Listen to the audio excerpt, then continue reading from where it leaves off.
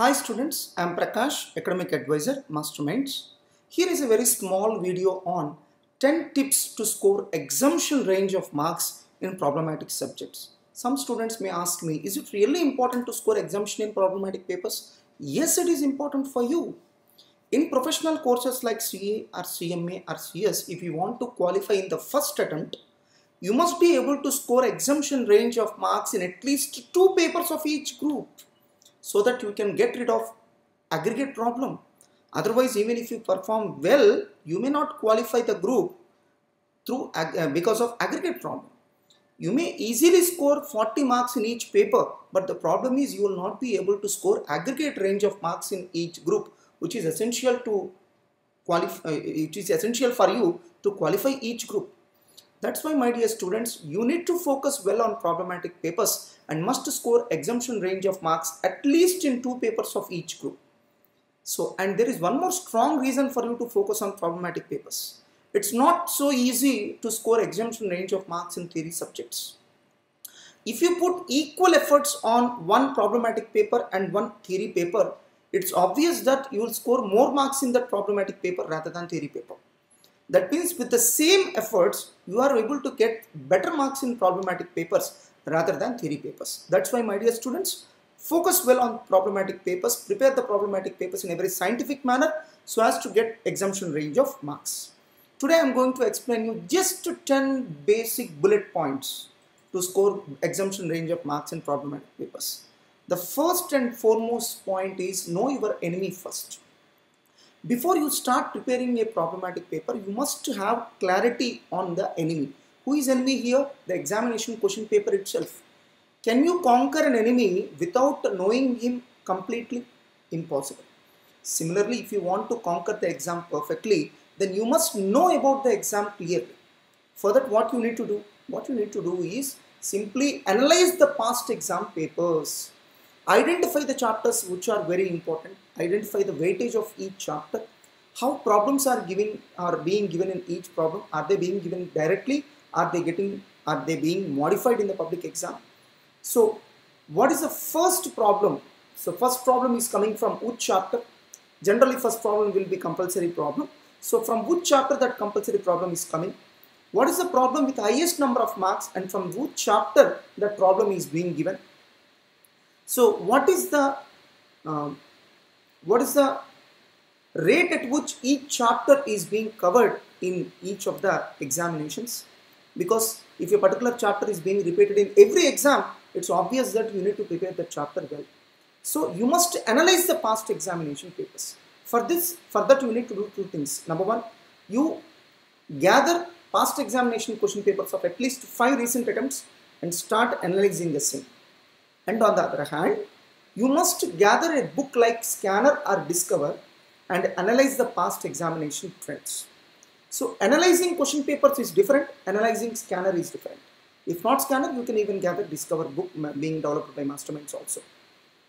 So, whatever the things you can understand by analyzing the question papers, you will not be able to identify the same by analyzing the Scanner.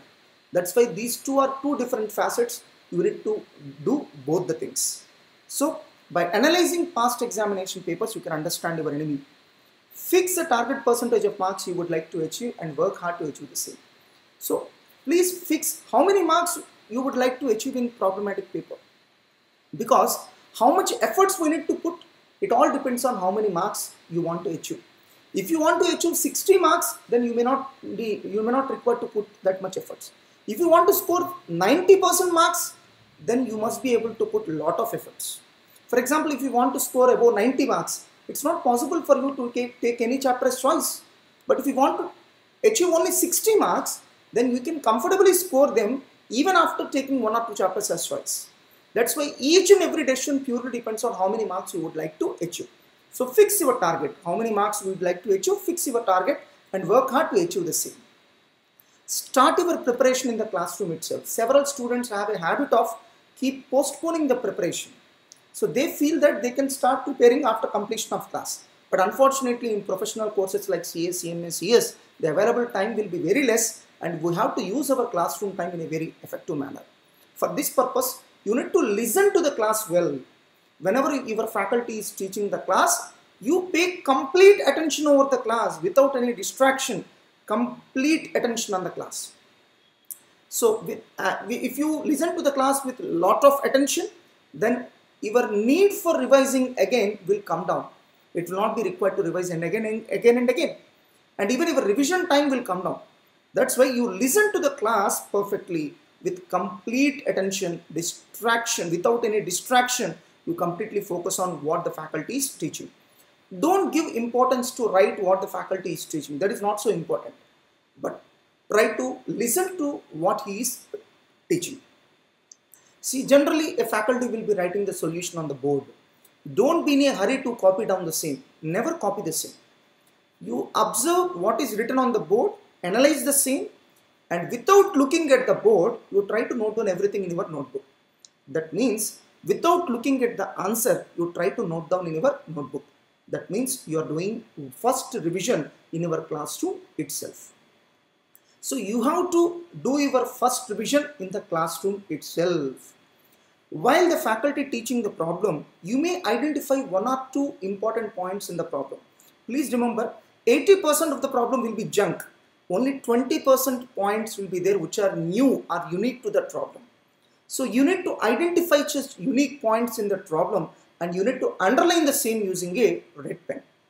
Its impact will be there at only one or two places in the solution. That means 80% of the solution is junk. It's not required for you to refer again. Only 20% of the solution is important. So you identify the impact of that important points in the solution and highlight the same using a highlighter. Let us take the example of a final accounts chapter. What will be the difference between first problem and second problem? 80 to 90% of the problem will remain same. Only one or two new points will get added in the second problem when compared to first problem. You identify that new points and underline the same using a red pen. So its impact will be there in the solution at 2 or 3 locations. Highlight those 2 or 3 locations using a highlighter. So what is the advantage of doing this? In your revision, you need not focus time on 80% junk. It is sufficient for you to focus only on the 20% points which you have underlined. And its impact is also being highlighted in the notebook. That's why in your revision, it is sufficient for you to refer what are the points that have been underlined in the material and also its impact in the solution which was already highlighted by you using a highlighter. So it can save 80% of your revision time and it can even improve your efficiency. At a very lesser amount of time, you can revise the entire topic. At the beginning of each chapter, you try to maintain an index. Problem number, what is the highlight plot of the problem? So what is the page number in the notebook where you can find the solution of the same? Is it required to refer that problem again? Is it required to revise that problem day before public exam? So with all these headings, you try to maintain an index for each chapter. You maintain separate index for each chapter. This will help you a lot in your revision time. If you feel that a particular problem is unimportant and it's not required to be revised again, try to strike off the same immediately in the material itself. Generally, when a particular problem is being taught by the faculty, you feel that to be very important. But by the time chapter gets completed, your opinion entirely differs.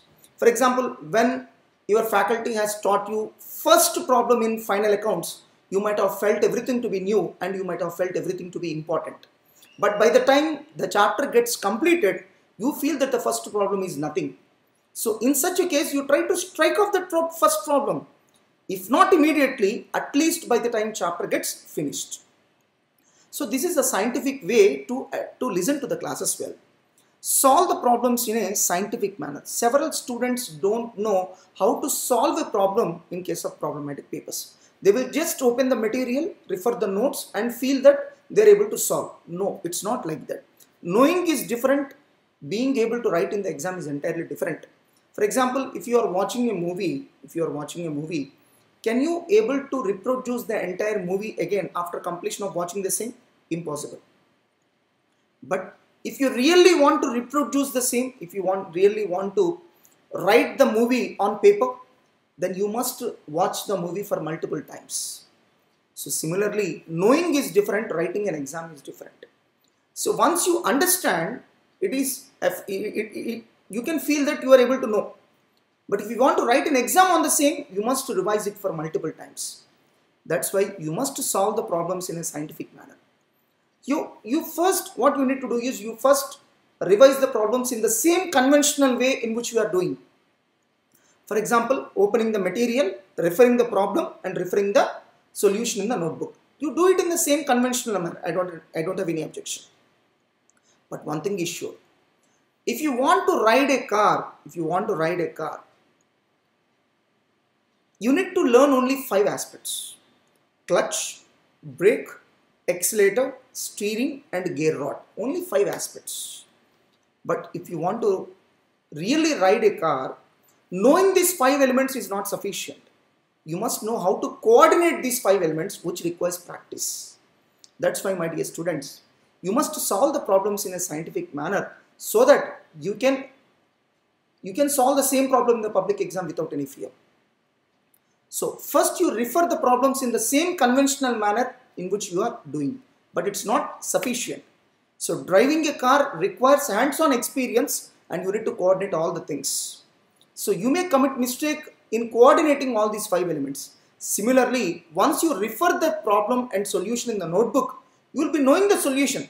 But if you want to write the same in the exam, you may lack some coordination and you may commit some mistake at 1 or 2 places.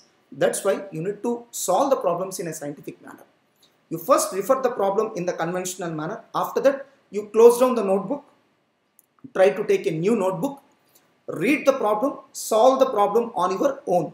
Without looking at the solution, you solve the problem on your own. Similarly, you try to solve at least 5 to 10 problems. After completion of 5 to 10 problems, open your notebook. So, evaluate the answers solved by you and identify the mistakes done by you. If possible, try to highlight the mistakes done by you using a highlighter and a red pen, because they get registered in your mind very strongly. Once you are able to highlight the mistakes done by you, the chances of committing the same mistakes in the public exam will come down. That's why highlight your mistakes using a red pen or a highlighter. So after that, analyze why you have committed a mistake. For example, is it because of lack of practice? Is it because of lack of command over the subject? Is it because of not reading the problem properly? Is it because of wrong interpretation of the problem? Is it because of calculator mistake, etc.? There might be several reasons for committing a mistake. Try to analyze those mistakes and highlight those mistakes and see that you don't commit the same mistake again in the public exam. If you feel that a particular problem is not required to be solved again, simply strike off it in the material. If possible, you strike off the same in the notebook also. So if you feel that whenever you feel that a particular problem is not required to be revised again, you immediately strike off the same in the material as well as notebook. Because in future, when you just try to open the material, they will be clearly visible. Since you have striken off clearly, they will be clearly visible and will be giving a clear indication to you not to revise that problem again. Revise the problems in a scientific manner. Solving the problems in a scientific manner and revising the problems in a scientific manner. These two are 2 different aspects. So you have put a lot of efforts and you have solved the problems in a scientific manner, but it's not sufficient. So what our scientific study says is that there is a concept called forgetting curve. Whatever you learn today, you must revise the same by the end of the day. Otherwise you will forget. Whatever you learn today, you must revise within a matter of 1 week. Otherwise you will forget. And you must revise the same again within a matter of 1 month. So that's why you must revise it for multiple times. Sir, how to revise? We don't have that much time. So you need not spend that much of time. If you revise the things in a proper manner, with just 10% of time, you can get 100% efficiency. What you need to do is, you don't revise the entire problem again. You have already identified few important points in the problem. Just revise it and identify and refer its impact on the solution in your notebook. Enough. Revision is over. It's not required to revise the entire problem again. You might have already struck off certain problems. It's not required to revise those problems again. And in your every revision, you may identify some more problems to be of not so important, and you simply strike off those problems. In every revision, you must be in a position to strike off more and more number of problems so that your burden of revision and your burden to the next revision will come down. So you must revise on the same day itself, that is immediately after going home. You must revise the problems taught by the faculty on that day. So it will hardly take 5 minutes of your time to revise the problems taught by your faculty in 1 hour. So at by the end of the week, you must revise for the second time. If you prepare well for your revision, for your weekend exams, it is highly sufficient. It is almost considered as one revision for your purpose. And your next revision has to be done within a matter of 1 month. If you don't revise in this manner, there are very good chances of forgetting the same. So take your internal exams seriously. You have to consider each of your internal exams as your final exam. You have to take your internal exams so seriously. Then only you can perform well in your public exam. Prepare quick revision notes. You prepare a quick revision notes on your own. That quick revision notes shall consist of all the important points you come across while solving the problems. Important formulae, so important assumptions, important points that you learned while solving the problems, etc. You try to maintain a notes of your own. It will be good if you maintain that notes on your own, and it will be still more good if you maintain it in your own handwriting, so that it gets registered in your mind very quickly. And try to revise that quick revision notes for multiple times, at least once in a week. So never neglect theory part in problematic papers. Every problematic paper consists of few marks of theory. For example, costing, you can find few marks of theory. FM, you can find few marks of theory. Even in papers like accounts and advanced accounting, you can find few marks of theory. Never neglect those areas, because you can score wonderful marks in those theory areas in the problematic papers. Every problematic paper consists few marks of theory. Don't neglect theory part in problematic papers, and also it's very easy to score marks in those problematic papers. So prepare in the best sources. You need to focus on two different areas. One is, what are the areas that you are preparing? In which sources you are preparing? In my knowledge, the best sources are related to CA Institute sources like study material, practice manual, RTPs, MTPs, past exam problems. So every source of CA Institute is very, very important. You need to pay special attention while preparing problems of CA Institute sources. Otherwise, you can even prepare in some other materials, not an issue. But that material must cover each and every aspects of CA Institute. Like that material must cover all the problems of study material, all the problems of RTPs, all the problems of MTPs, all the problems of past exam problems. Then only we can consider that material as best material. So you need to identify best sources for preparing. Of course, where you prepare is important, and how you prepare is still more important. You have to prepare in the scientific manner which I have explained right now. Then only your preparation will be productive. So you must be able to operate your calculator blindfold. For this purpose, you need to practice your calculator repeatedly. You spend at least 15 minutes of time to practice your calculator. Don't forget, calculator is the only weapon you can carry to the examination hall. So even if you are able to save 4 to 5 minutes of time in the public exam, you know how valuable it is. And if you practice the calculator well, then even the mistakes will also come down.